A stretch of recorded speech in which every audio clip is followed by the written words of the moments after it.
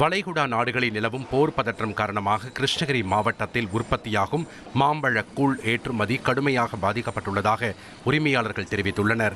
ஆண்டுதோறும் சுமார் 8 லட்சம் டன் மாம்பழங்கள் உற்பத்தி செய்யப்பட்டு அவற்றில் பெரும் பகுதி மாம்பழக் கூழாக தயாரித்து வெளிநாடுகளுக்கு ஏற்றுமதி செய்யப்படுகிறது. தற்போது நிலவி வரும் சூழலால் சுமார் 2000 கோடி ரூபாய் வரை இழப்பு ஏற்பட்டுள்ளதாகவும் இதனால் மத்திய மாநில அரசுகள் உரிய நிவாரணங்களை வழங்க வேண்டும் என கோரிக்கை விடுத்துள்ளனர்.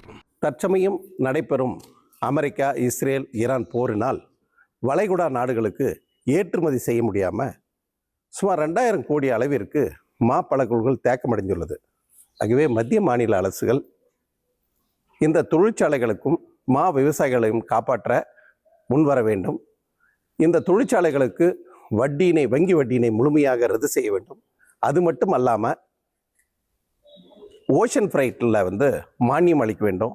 ஓஷன் ஃப்ரைட் ரிஸ்க் சார்ஜின்னு 2000 3000 போட்டுட்ருக்காங்க. 3 times 4 times இன்க்ரீஸ் ஆயிடுச்சு.